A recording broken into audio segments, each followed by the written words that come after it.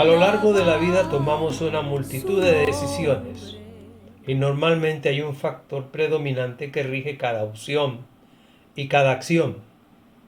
En ciertas circunstancias podemos ser guiados por la razón o los sentimientos.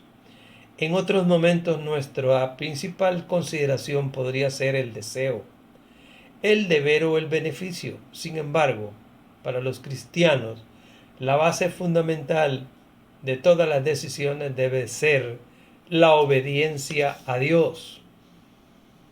Pero, ¿ha experimentado usted alguna situación en la que obedecer al Señor pareció ilógico? Probablemente fue así como se sintió José cuando Dios le ordenó lo que debía o parecer la estrategia militar más extraña. Marchar alrededor de Jericó durante 6 días, en el séptimo darle 7 vueltas a la ciudad y después tocar la trompeta, gritar y ver caer los muros. Dice Josué 6 del 3 al 5. La palabra obediencia jamás vas a escucharla en la primera plana de un noticiero, ni mucho menos la escucharás como una virtud de los negocios. Es más, la mayor parte de la gente tiene alergia a esta palabra. Lo que sucede es que nadie asocia la obediencia con algo bueno. Obedecer siempre se ha relacionado con hacer algo que uno no quiere hacer. ¿Qué tal si te dijera que la obediencia en realidad es hacer aquello que más quieres hacer, aquello que más anhela tu corazón? Nuestra capacidad de obedecer está fuertemente relacionada con nuestra capacidad para influir y transformar el mundo. La realidad es que ha sido la obediencia la virtud responsable de las vidas que ha transformado con mayor potencia la historia. Por ejemplo, el mundo entero se detiene a reflexionar cada Viernes Santo.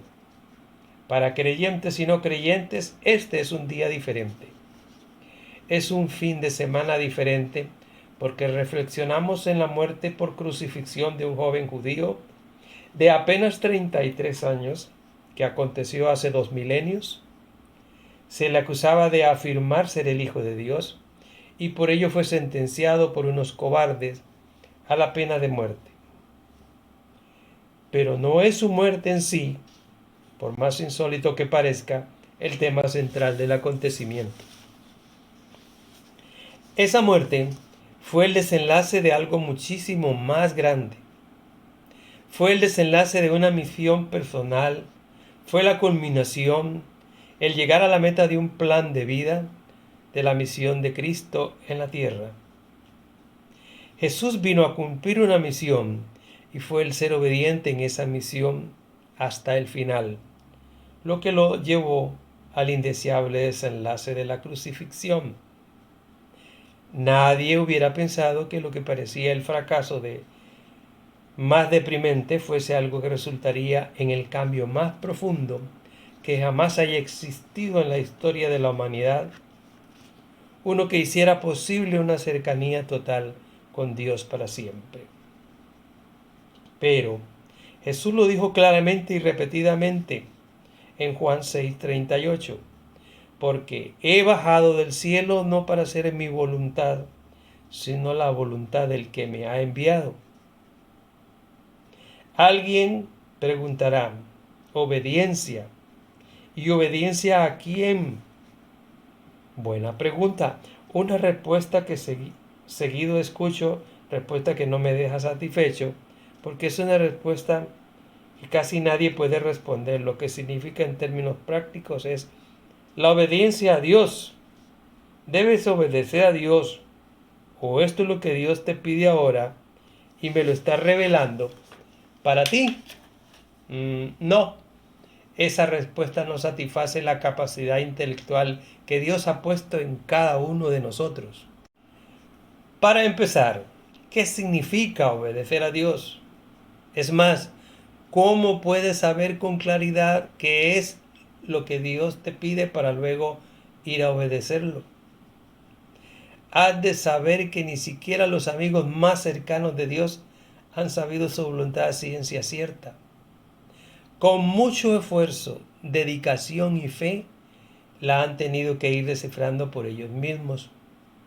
Por otro lado, nadie puede interpretar para ti lo que significa exactamente en tus circunstancias aquello que Dios te está pidiendo.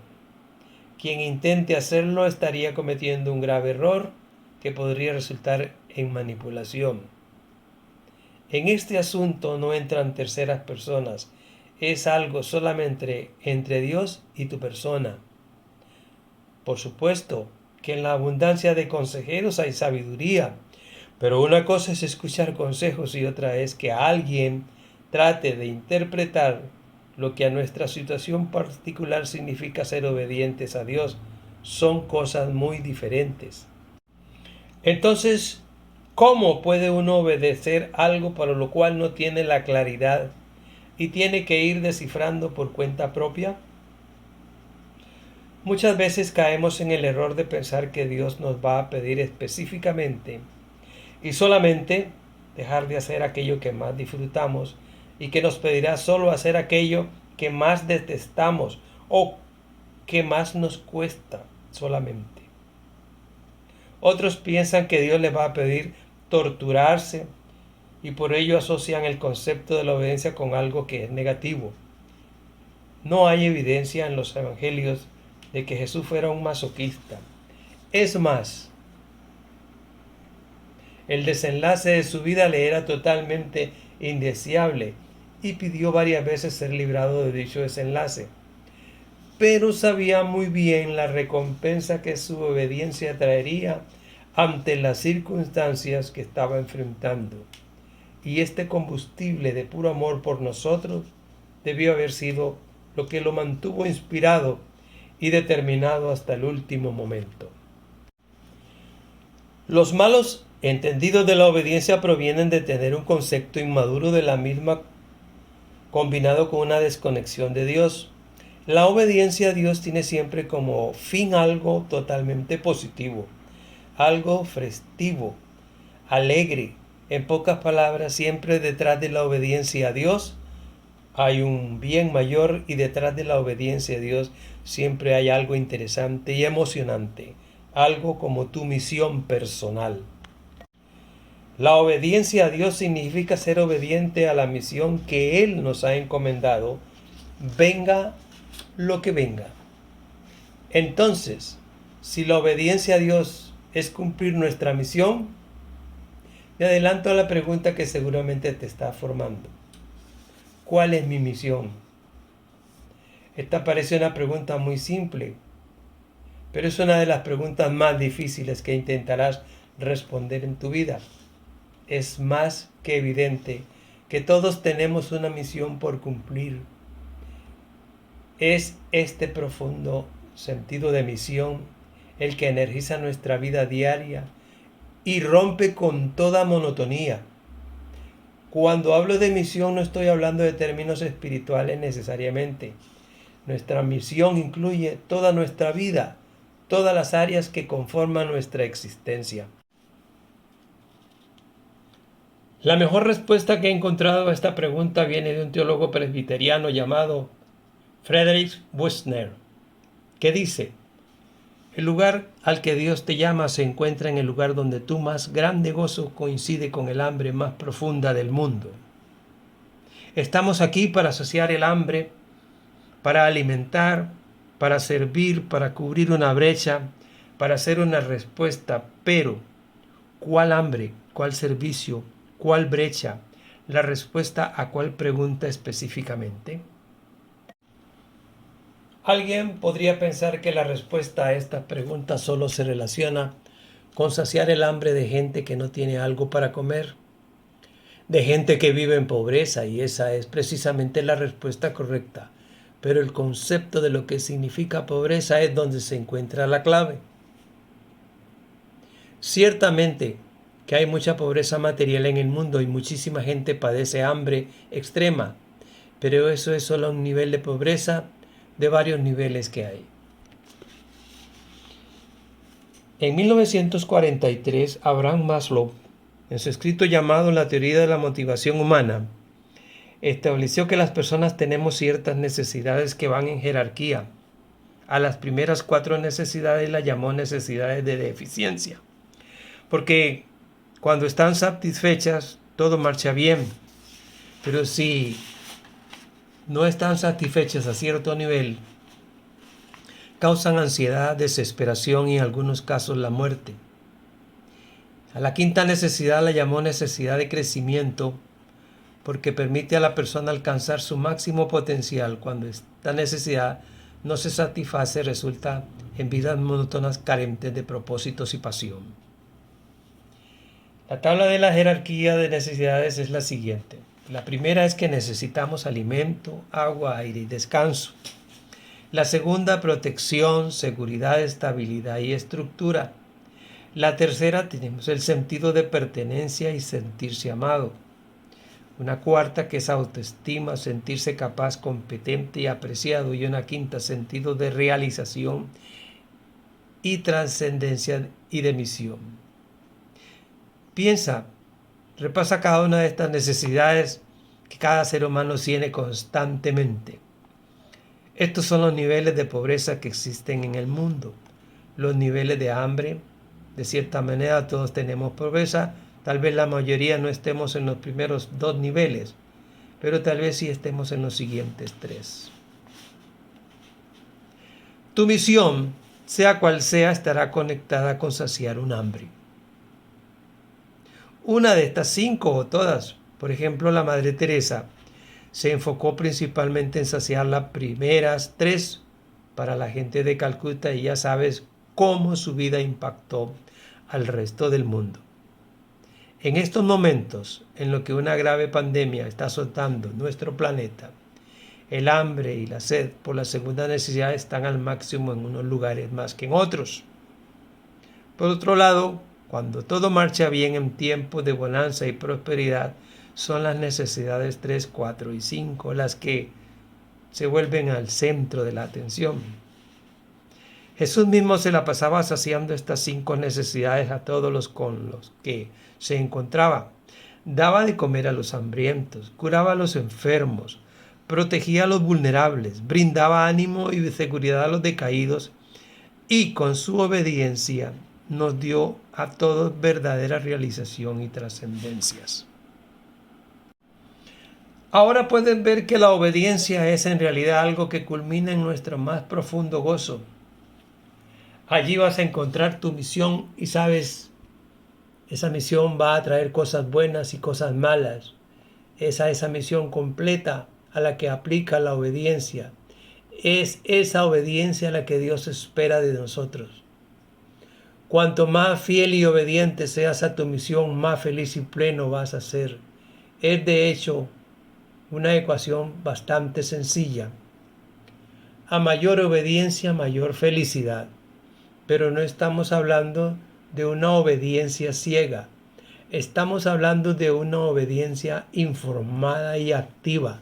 No estamos hablando de la obediencia como la habilidad para seguir al pie de las letras, leyes y principios. Estamos hablando de la obediencia como la medida en que respondemos a la voz de Dios, y esto implica estar en comunicación con Él. Ahora bien, veamos los beneficios de la obediencia y vamos a Apocalipsis 1:3, que dice: Bienaventurado el que lee y los que oyen las palabras de esta profecía y guardan las cosas en ellas escritas, porque el tiempo está cerca. Desde pequeños se nos exhorta a ser obedientes en todo lo que se nos enseñe. Lo escuchamos en nuestros padres, de nuestros maestros, en la escuela, en la iglesia, y de hecho el país se rige por una serie de leyes que como ciudadanos debemos obedecer. Esta exhortación también la encontramos en la Biblia. Dios nos anima a no olvidar su ley y guardarla en nuestro corazón. Proverbios 3:1 dice: Hijo mío, no te olvides de mi ley, y tu corazón guarde mis mandamientos. No obstante, el hombre tiende a desobedecerlas, pero Apocalipsis llama a los que la guardan bienaventurados. El obedecer su palabra trae grandes beneficios a nuestra vida. Veamos algunas citas de los beneficios. La obediencia a su palabra nos convierte en sabios. Deuteronomio 4, 5 y 6. Mirad, yo os he enseñado estatutos y decretos, como Jehová mi Dios me mandó, para que hagáis así en medio de la tierra, en la cual entráis para tomar posesión de ella. Guardadlos, pues ya, y ponedlos por obra, porque esta es vuestra sabiduría y vuestra inteligencia ante los ojos de los pueblos, los cuales oirán todos estos estatutos y dirán: ciertamente pueblo sabio y entendido, nación grande es esta. El primer beneficio que obtenemos de ser obedientes a su palabra es que nos convierte en personas sabias. Moisés enseñó a Israel los estatutos y decretos de Dios con el fin de que los pusieran por obra, ya que en ellos encontrarían la sabiduría y la inteligencia. De igual forma, nosotros podemos encontrar la fuente de toda sabiduría en la palabra de Dios, y el hecho de obedecerla nos puede ayudar a tener una mejor vida. Todas nuestras decisiones deberían estar influenciadas por su palabra. De hecho, muchos de los males actuales de la sociedad se debe a que no obedecieron su palabra. Por ejemplo, muchos viven endeudados pagando préstamos que no hicieron por el hecho de ser fiadores. Ahora están encadenados a esta maldición, ignorando así su palabra.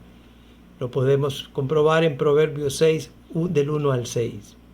Otra, miles de hogares destruidos y aún las mismas personas infieles sufren las consecuencias del adulterio por no obedecer la palabra de Dios. Lo podemos comprobar en Proverbios 5, del 3 al 4. Tercero, en general, toda obra mala que el hombre realiza trae dificultades y sufrimientos a la vida de los seres humanos, desobedeciendo así su palabra, que dice que alma que pecare morirá. Ezequiel 18:20. La obediencia acarrea bendiciones. En Deuteronomio 28, del 1 al 14, en estos 14 versículos la Biblia nos deja claro uno de los beneficios de obedecer a Dios, la bendición. El deseo de todo ser humano es ser próspero en todo lo que hace, y aquí Dios promete bendecirnos a todos en todas las áreas de nuestra vida si realmente le obedecemos. Sin embargo, también la Biblia nos advierte que si no obedecemos, en lugar de bendiciones, vendrán maldiciones. Lo podemos comprobar en Deuteronomio 28, del 15 al 21. La obediencia nos guía a la justificación. Dice Romanos 6:16, ¿no sabéis que si os sometéis a alguien como esclavos para obedecer, sois esclavos de aquel a quien obedecéis, sea del pecado para muerte o sea de la obediencia para justicia? El apóstol Pablo nos habla de otro beneficio de la obediencia. Dios nos guía a la justificación por medio de la fe en Jesucristo. En este mundo el ser humano puede estar sujeto al pecado para muerte o bien a Cristo para justificar de su alma. Por eso la Biblia nos exhorta a obedecer a Cristo, convirtiéndolo en el Señor de nuestras vidas. El título Señor significa ser nuestro dueño, de tal manera que ya no vivimos como a nosotros nos parece, sino como a Cristo le agrada. La obediencia a Cristo nos hace herederos de la vida eterna. Apocalipsis 22:17 dice: y me dijo, estas palabras son fieles y verdaderas, y el Señor, el Dios de los espíritus de los profetas, ha enviado a su ángel para mostrar a su siervo las cosas que deben suceder pronto. He aquí, vengo pronto, bienaventurado el que guarda la palabra de la profecía de este libro. El beneficio más grande de obedecer a Dios es que nos hace herederos del reino de Dios. Cuando rendimos nuestra vida a Jesús, nuestros pecados son perdonados y Dios nos otorga el don de la vida eterna. Por eso el último capítulo de Apocalipsis declara: bienaventurados a los que guardan y obedecen su palabra. Espero que en estos días en los que reflexionamos en la obediencia que Jesús mostró hasta el final, sea de mucha inspiración y transformación personal. Estos son días en los que las circunstancias nos llevan a ejercer esta virtud de manera que nadie hubiera esperado, pero que son una oportunidad única de transformación personal y espiritual. Son días de retiro, días de encontrar nuestro verdadero valor como personas y también días de mucha alegría, la alegría que viene de cumplir cada día nuestra misión. Por tanto, la obediencia a Dios trae a nuestras vidas los siguientes beneficios. Primero, nos proporcionan inteligencia y sabiduría para vivir. Segundo, trae grandes bendiciones en todas las áreas de nuestra vida. Tercero, nos guía a la justificación por la fe en Jesús. Y cuarto, nos hace herederos de la vida eterna. Sin embargo, la desobediencia trae cosas contrarias a estas. Amén. En el nombre de Cristo Jesús doy gracias a Dios por tener la oportunidad de darles esta pequeña enseñanza. Espero que estén pasándola muy bien, que Dios me los bendiga en el nombre de nuestro Señor Jesucristo. Amén y amén. Él vino a mi vida en un día muy especial, cambió mi corazón, me enseñó un camino mejor.